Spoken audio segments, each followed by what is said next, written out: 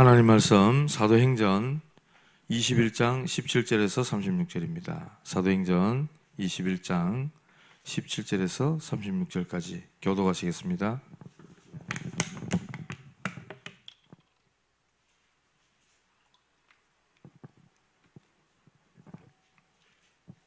신약성경 225페이지, 제가 먼저 17절 보겠습니다.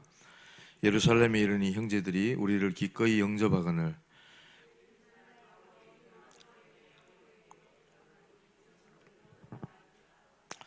바울이 문안하고 하나님이 자기의 사역으로 말미암아 이방 가운데서 하신 일을 낱낱이 말하니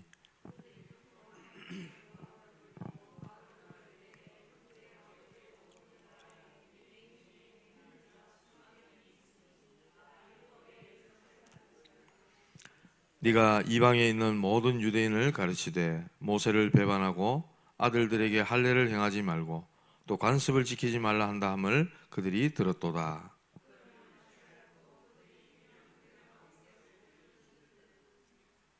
우리가 말하는 이대로 하라. 서운한 네 사람이 우리에게 있으니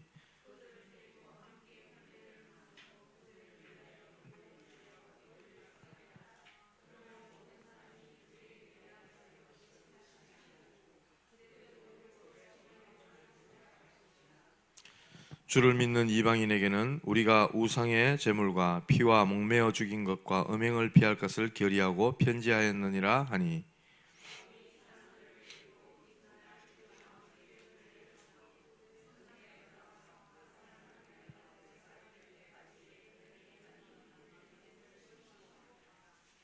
그 이래가 거의 참에 아시아로부터 온 유대인들이 성전에서 바울을 보고 모든 무리를 충동하여 그를 붙들고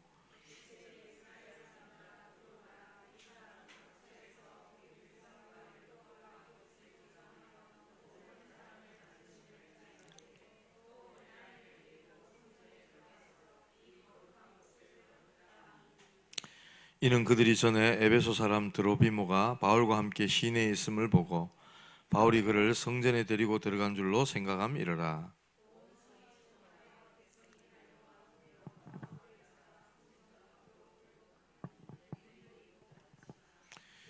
그들이 그를 죽이려 할 때에 온 예루살렘이 요란하다는 소문이 군대의 천부장에게 들리매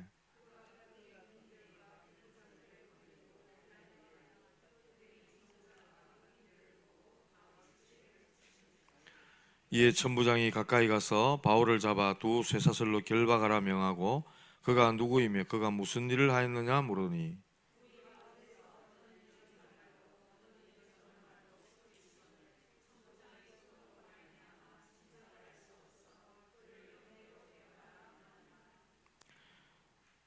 바울이 층대에 이를 때에 무리의 폭행으로 말미암아 군사들에게 들려가니 이는 백성의 무리가 그를 없이 하자고 외치며 따라감이러라. 아멘. 오늘 저녁에는 오해와 사명이라는 제목으로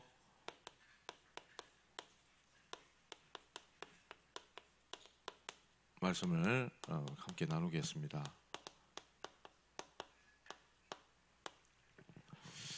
오늘 권사님 기도하시는데 한 여인이 기도한다 이런 느낌이 들고 한나가 기도하는 게 아닌가 이런 마음이 좀 들더라고요. 중심에 있는 그 기도가 그대로 응답될 줄 믿습니다. 예, 바울은 이 복음을 전하기 위해서 온 세상을 다녔어요. 예수님께서 하신 부활의 주님이 말씀하신 대로 땅끝까지 증인되기 위하여 바울은 3차 전도 여행을 떠났습니다. 그리고 오늘 본문에 보면 예루살렘으로 이제 돌아오는 거예요. 그런데 그를 기다리고 있는 거는 이 복음을 위해서 얼마나 고생했냐, 따뜻한 환영과 위로가 아니고 뭐가 기다리고 있습니까? 오해와 핍박이 기다리고 있는 거예요. 그런데 바울은 흔들리지 않습니다. 왜냐?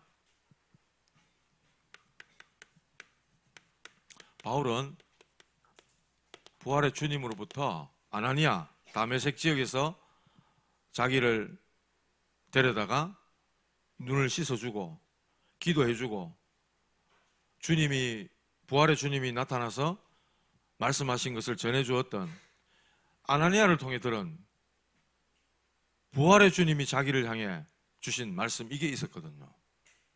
한번 찾아볼까요? 오늘 본문 잠깐 놔두고 사도행전 9장 15절 말씀 한번 우리 앞으로 좀 넘어가서 한번 읽어봅시다.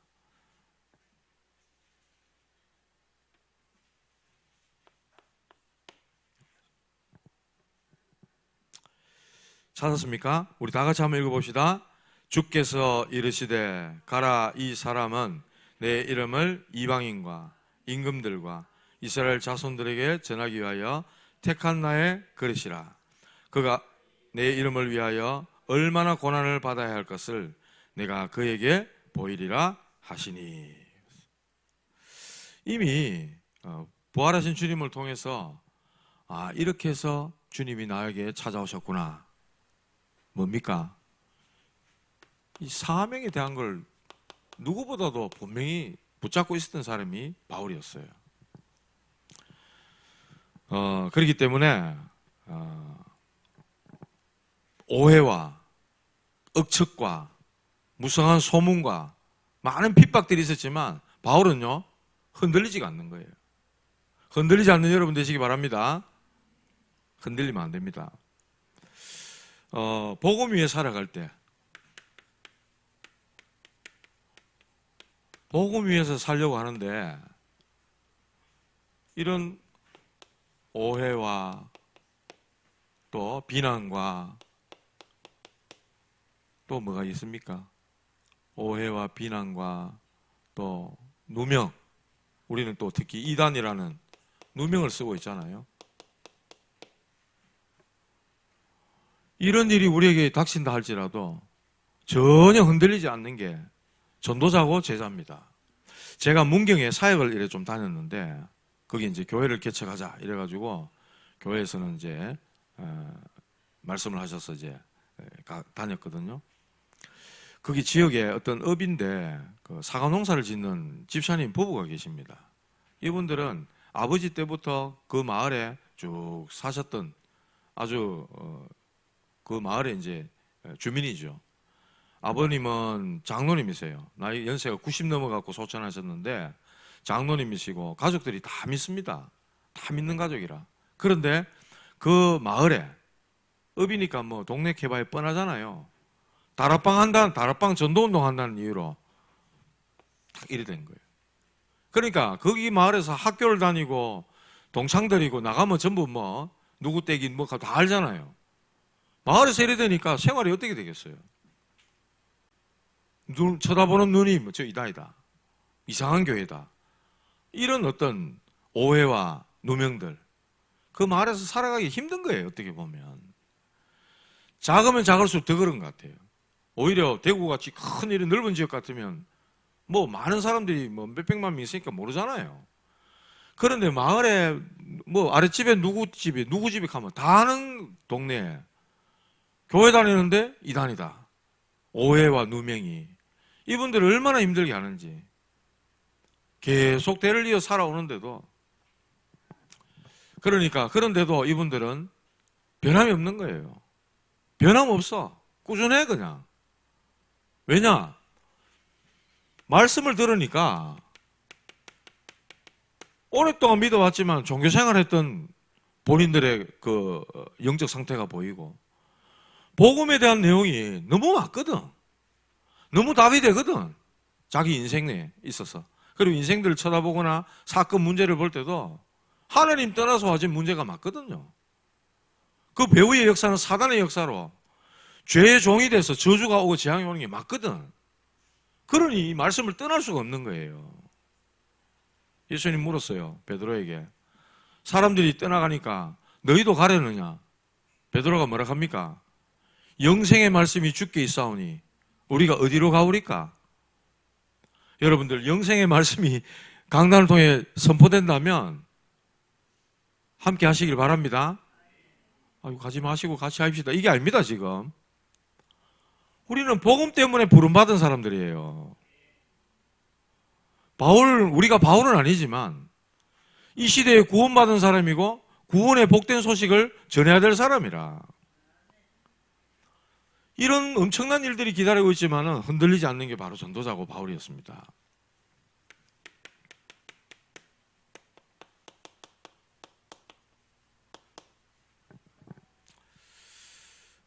저와 여러분들이 붙잡아야 될 내용이 바로 하나님 주신 사명이죠. 바울은요, 오늘 사실 21장 1절부터 쭉 다 읽어야 되는데 너무 기니까 제가 17절부터 읽었는데, 바울은 자기가 죽는다는 것도 이미 여러 사람들을 통해서 들었어요. 여기 보면 나옵니다. 제자들이 경고합니다. 4절. 제자들을 찾아 거기서 이래를 머물더니 그 제자들이 성령의 감동으로 바울들어 예루살렘에 들어가지 말라 하더라. 성령께서 감동을 주셔가지고 바울과 함께 말씀운동 펼치는 제자들이 예루살렘에 가지 말라 합니다. 만류하는 거예요, 바울을. 그뿐만 아닙니다. 빌립의 딸들이, 빌립 아시죠? 사마리아 성에 들어갔던 빌립 집사. 그 집사에게, 전도자 빌립에게 4명의 딸이 있는데 처녀인데 전부 예언자라. 그렇게 성경에 나와요. 9절에 보면 딸 넷이 있으니 처녀로 예언하는 자라. 여러 날 머물러 있는데 아가보라 하는 한 유명한 선지자가 유대로부터 와서 하는 말이, 우리에게 와서 바울의 띠를 가져다가 자기 수족을 잡아매고 말하기를 성령이 말씀하시되 예루살렘에서 유대인들이 이같이 이 띠 임자를 결박하여 이방인의 손에 넘겨주리라 하거늘. 여기도 분명히 성령이 말씀하시되 이랬어요. 아가보라 하는 이 유명한 선지자를 통해서 이런 어마어마한 예언을 들었습니다. 바울의 띠를 가져다가, 그러니까 이 띠 임자를 결박해서, 쉽게 말하면 바울을 결박해서 예루살렘 이방인들 손에 넘겨주게 될 거다. 이 말을 들은 겁니다. 그리고 12절에도 보니까 우리가 그 말을 듣고 그곳 사람들과 더불어 바울에게 예루살렘으로 올라가지 말라 권하니. 우리가 또 나오죠, 이게. 21장 1절에도 보면 우리가, 바울과 함께 했던 그 팀들, 함께 했던 전도자들이, 사명을 가진 전도자들이 바울에게 예루살렘으로 올라가지 말라고 권면하는 거예요. 예루살렘 가지 마세요. 가지 말라는 거예요. 성령께서 말씀하셔서 예언도 하고 이렇게 예루살렘에 가는 일을 적극적으로 만류하고 바울을 말립니다. 그러나 바울은요, 죽음을 알고도 두려워하지 않는 거예요. 13절 같이 읽어봅시다. 13절 같이 읽어봅시다. 바울이 대답하되 여러분이 어찌하여 울어 내 마음을 상하게 하느냐. 나는 주 예수의 이름을 위하여 결박당할 뿐 아니라 예루살렘에서 죽을 것도 각오하였노라 하니. 바울은요, 이미 결박과 죽음을 각오하고 있다고 그래요. 나에게 이런 일이 닥친다 할지라도 나는 주를 위해, 복음 위해 간다는 거지. 예언을 통해 들었고 자기는 그렇게 알고 있지만은 나는 이 길을 포기하지 않는다. 14절을 보세요. 그가 권함을 받지 아니하므로, 제자들이 그렇게 만류하는데도 안 듣는 거예요. 이거는 땡꼬집 부리는 게 아닙니다. 고집 진짜 씨네 저거 막 죽든지 말든지 나 또 보라, 이게 아니라니까요. 권함을 받지 아니하므로 우리가 주의 뜻대로 이루어지이다 하고 그쳤노라 이랬어요. 이렇게 하고 바울은 가는데, 바울이 어떤 오해를 받느냐.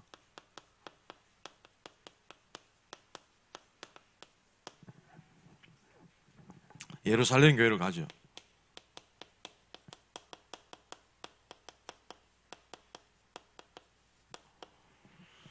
이게 이제 야고보, 예수님의 동생입니다. 육신적으로 예수님의 동생인 야고보. 이 야고보와 그 장로들이 있는 그 교회에 가서 뭘 하느냐. 하나님께서 이방인들에게 하신 일들을, 이방인 선교에 대한 것들을 보고를 합니다. 그 내용을 오늘 저와 여러분들이 교독하면서 읽은 거예요. 19절에 보니까 하나님이 자기 사역으로 말미암아 이방 가운데서 하신 일들을 낱낱이 말했다고 그랬어요. 선교 보고를 하는 거예요. 하나님이 이렇게 이방에 선교문을 여시고 하나님이 일을 하셨다고.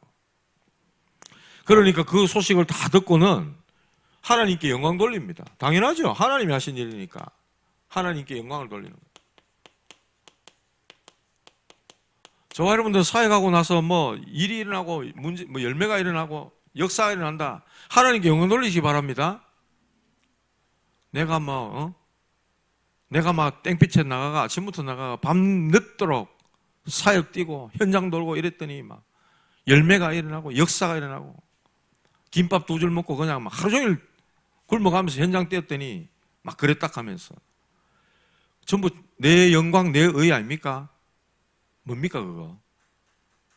비록 참 내 같은 이런 사람 통해서 하나님이 문을 여셔가지고 하니까 하나님이 진짜 영광을 받으시는 걸로 그리스도께서 하시는 일로 영광이 돌아가야 되는데 우리는 어떻게 보면 막 내가 열심히 뛰었어.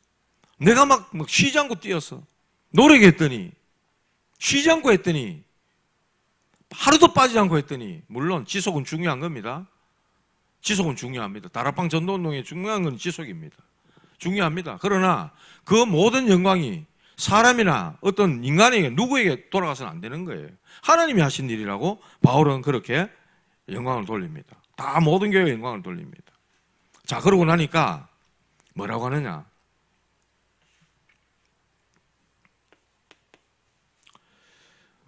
오해와 또 공격이 기다리고 있는 거예요. 바울에 대한. 무슨 말을 하느냐? 20절에 보면요. 바울 보고 형제여 그대도 보는 바에 유대인 중에 믿는 자가 수만 명이 있다. 이미 온 유대와 예루살렘 안에 유대인으로서 예수를 믿는 사람이 수만 명이나 생겨났다는 거예요. 지금 마가다락방이 시작된 그 성령의 능력의 역사가 지금 21장까지 오고 나니까 수만 명의 결신자 예수를 믿는 사람들이 일어났다는 거예요. 유대인들 중에 다 율법이 열성을 가진 자들이라. 그런데 21절에 이렇게 말합니다. 네가 이방에 있는 모든 유대인들을 가르치되 모세를 배반하고 아들들에게 할례를 행하지 말고 또 관습을 지키지 말라 한다 함을 그들이 들었도다. 이렇게 말을 합니다. 뭐라고 가느냐? 예? 모세 율법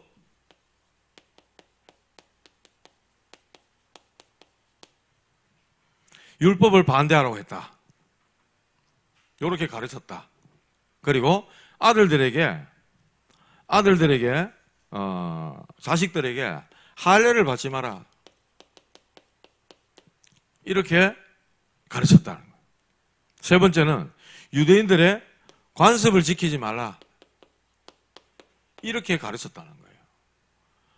유대인 그리스도인들이 바울은 지금 완전히 율법 폐교론자처럼 지금 그런다.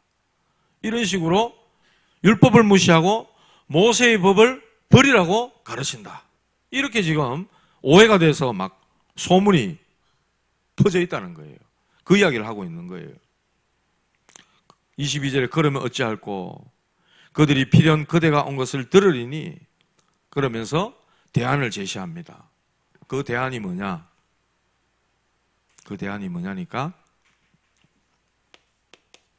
바울이 결례를 행하도록 하는 거예요.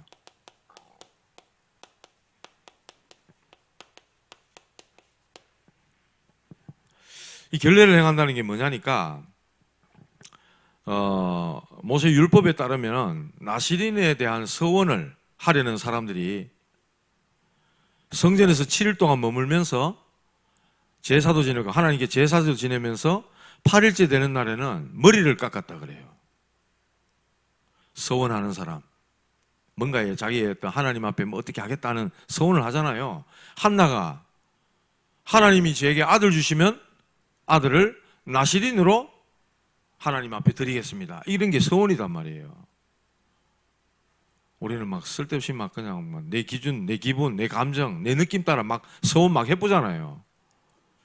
그런 거 말고 서원을 하려는 이 사람들이 성전에 있으면서 하나님께 제사를 드리고 8일째 될 때 머리를 깎고 하는데 그때 상당한 비용이 필요한 겁니다. 비용이 들어요.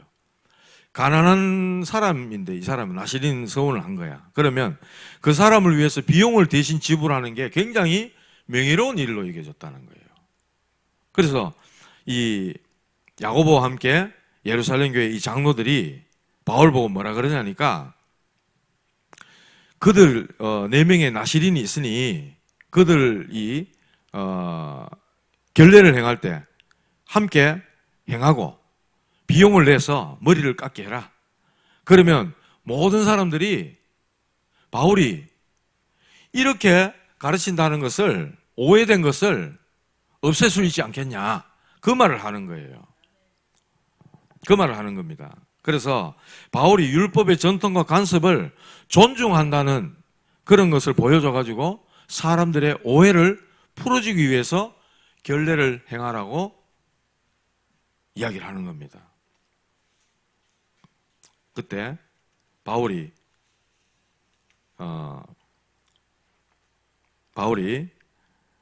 26절에 보면 이 사람들 데리고 이튿날 그들과 함께 결례를 행하고 성전에 들어가서 각 사람을 위하여 제사 드릴 때까지 결례 기간이 만기된 것을 신고하니라, 이렇게 나와 있죠. 바울이 이 정결 예식을 행하는 겁니다.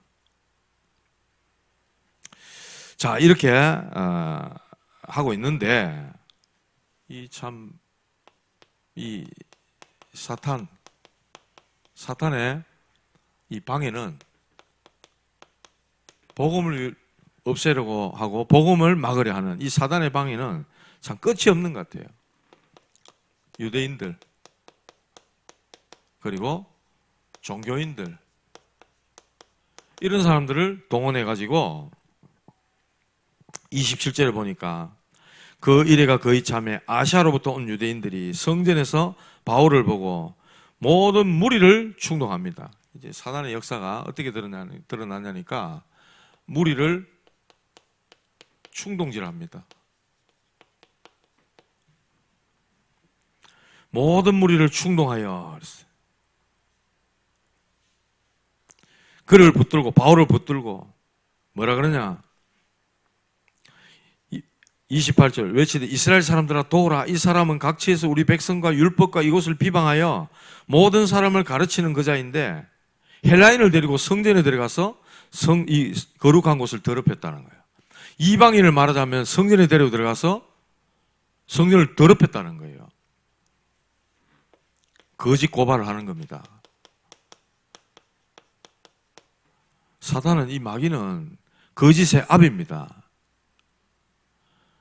그는 진리가 없으므로 진리에 서지 못하고 거짓을 말할 때마다 제 것으로 말하나니 이는 그가 거짓말쟁이요 거짓의 아비가 되었다고 요한복음 8장 44절에 말씀했잖아요.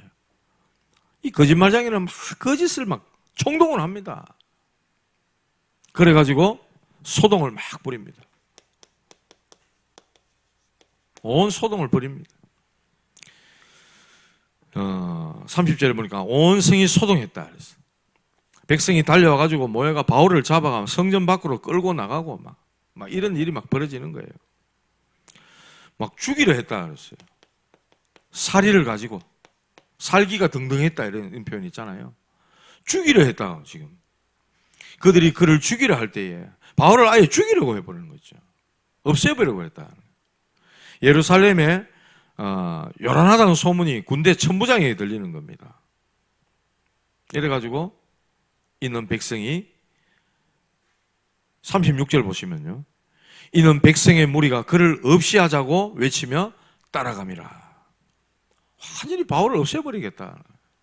이 복음 가지고 복음 전하는 자를 아예 없애버리겠다는 거죠. 바울은 이렇게 사단의 완전히 주 타겟이 됐습니다. 사단의 주 타겟이 됐다니까. 타겟을 전도자로 딱 향하는 겁니다. 죽여야 된다. 없애야 된다. 사단은요, 예수님도 무리를 막 이렇게 무리의 여론과 막 현장의 그 어떤 그런 분위기 있잖아요. 확 몰아가지고 예수를 십자가에 매달아라. 강도 바라바를 내놔라. 막 백성들이 그걸 들고 난리를 지기니 왜 합니까? 본디오 빌라도가 죄 없는 줄 알고도 예수님을 내어줄 수밖에 없는 거예요. 여론에 의해 가지고. 이 사단이 이런 짓을 하는 겁니다. 바울이 성전에 왔을 때 그를 미워하던 이 유대인들이 그를 붙잡고 완전 성전 전체가 막 소동에 빠지는 겁니다. 거짓 고발하고 이러니까 로마의 군대가 동원되죠. 로마 군대까지 동원됩니다. 왜냐? 잘못해서 막 소요가 일어나거나 막 시위가 일어나거나 반란이 일어나면 어떻게 해요? 안 되니까 막아야 되잖아요. 그러니까 군대가 동원되어지는 겁니다. 미국에 얼마 전에 무슨 일 때문에 막 난리 났잖아요. 제가 가물가물하네. 뉴스를 잘 안 봐가지고 난리 났어요. 하여튼 그래가 뭐 주 방위군 걔가 막 군대 막 총 동원시키고 난리가 났었던 적이 있었어요. 그런 식으로 막 소요가 일어나고 소동이 일어나니까 군대를 동원해야 되는 거예요. 로마 군대가 출동을 하는 겁니다. 이렇게 개입해가지고 바울을 체포합니다.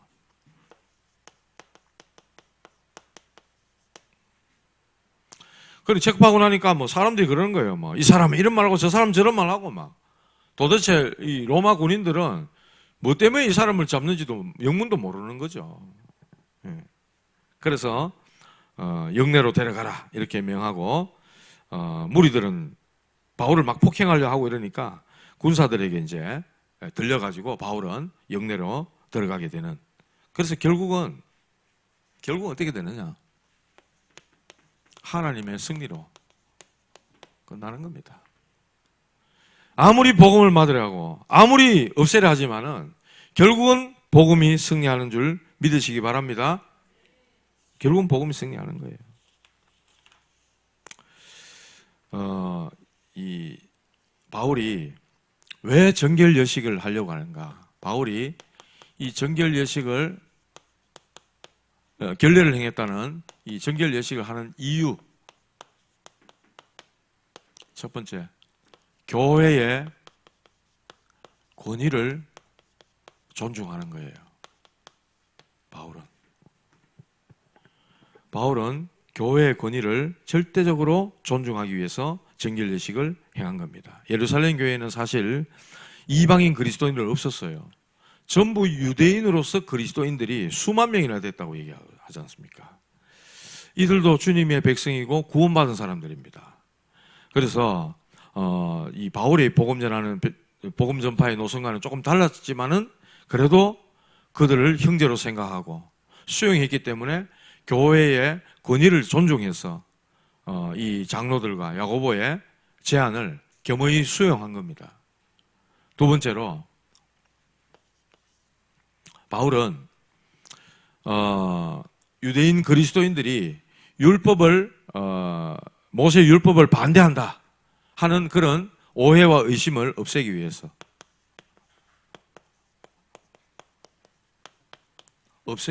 기꺼이 나시린들이 정결여식을 행하는 거기에 바울은 참여한 겁니다. 그리고 이게 중요합니다. 세 번째, 바울은 이런 중심이 이랬어요. 한 사람이라도 더 구원하기 위해서.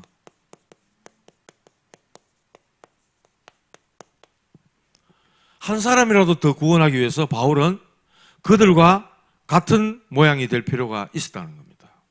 말씀 하나 찾아볼까요? 로마서 9장 3절.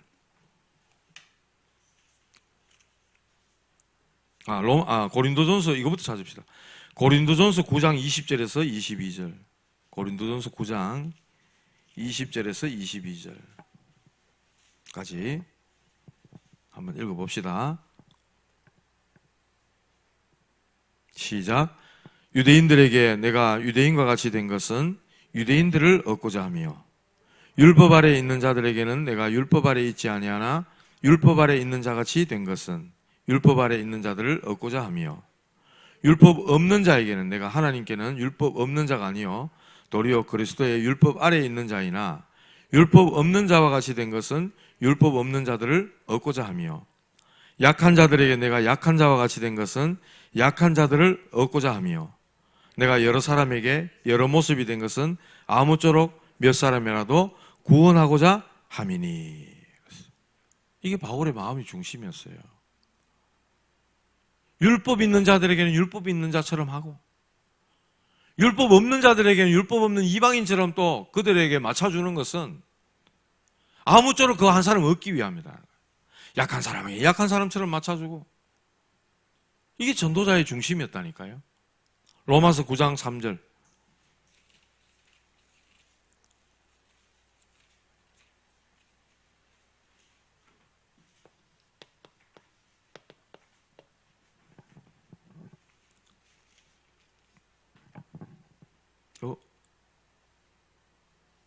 예, 같이 읽어볼까요?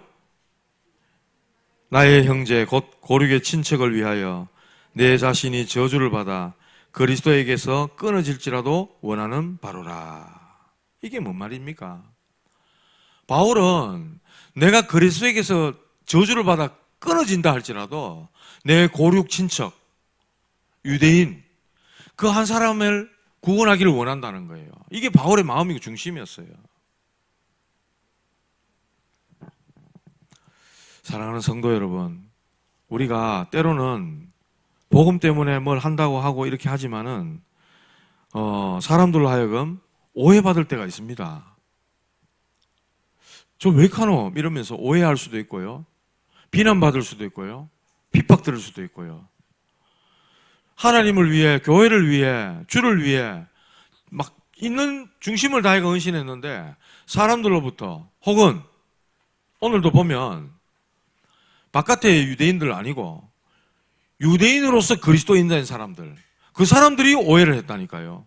쉽게 말하면 우리 안에 있는 공동체 안에 있는 성도가 저 왜 카노? 지만 복음이가? 니만 복음 있나? 니만 교회 사랑하나? 이런 식으로 나온단 말이에요. 그럴 때 속으로 막 억울하지 막. 하나님 내가 왜 이런 소리 들어야 됩니까? 내가 이런 소리 들어가면서까지 해야 됩니까? 이런 마음이 들 수 있잖아요. 바울은 전혀 그렇지 않았다니까. 내 고륙 친척 한 사람을 얻기 위해서 그리스도께서 나를 저주해가지고 내 그 사랑과 은혜 가운데서 끊어진다 할지라도 한 사람을 내가 구원하기를 원한다는 거예요. 이게 바울의 마음이고 중심이었다니까. 그래서 오늘 결론적으로 저와 여러분들은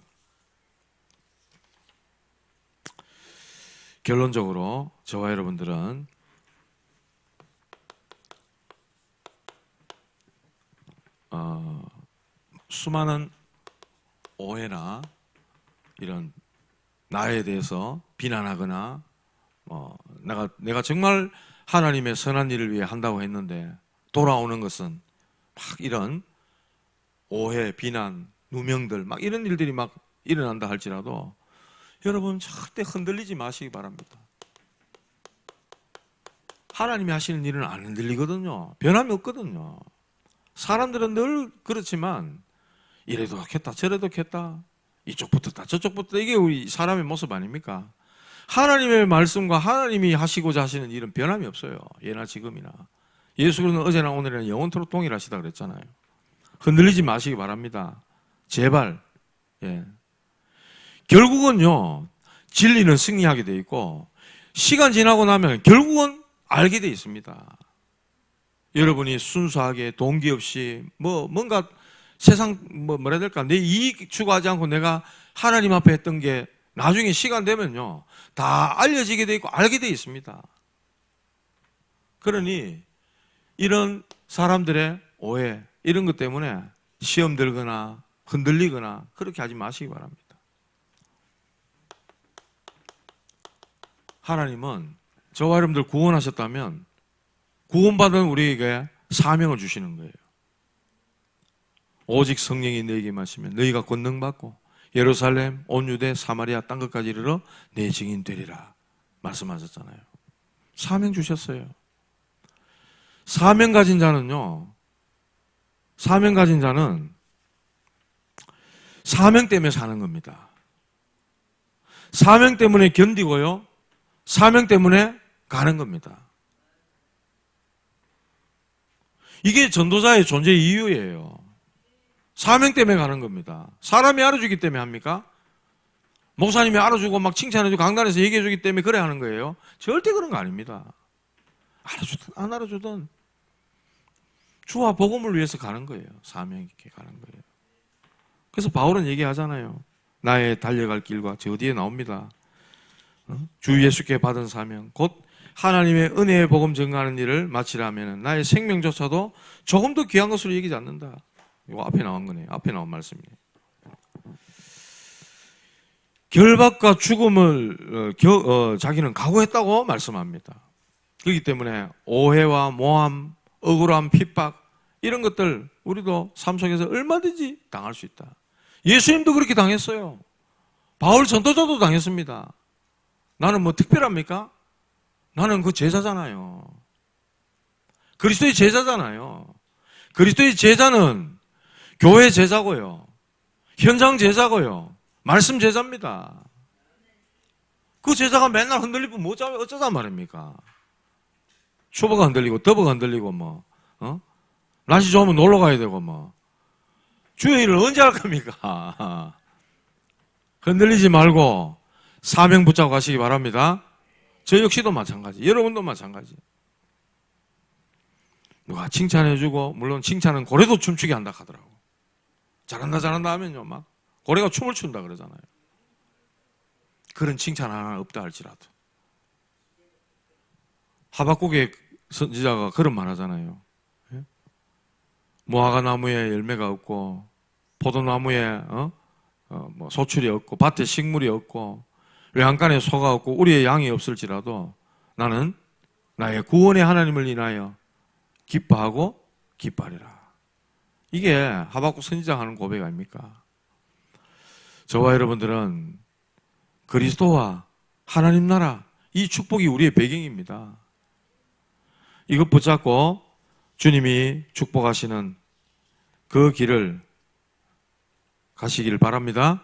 바울은 이야기합니다. 최고의 고백을 하잖아요. 빌립보 3장에 보면은 자기가 가지고 있는 모든 지식, 지혜, 모든 것들 그리스도를 못 깨닫게 하는 배설물로 내가 여긴다고 그렇게 이야기를 했어요. 자기 가진 모든 것들을 배설물로 여긴다. 내가 이미 얻었다 함도 아니고 온전히 이루었다 함도 아니라 그리스도 예수께 잡힌 바 된 그거 잡으려고 달려간다 이랬어요. 위에서 부르신 부름의 상을 위하여 달려간다 이랬어요. 표대를 위하여 달려간다 이랬어요. 우리 시민권은 하늘에 있다 이랬어요.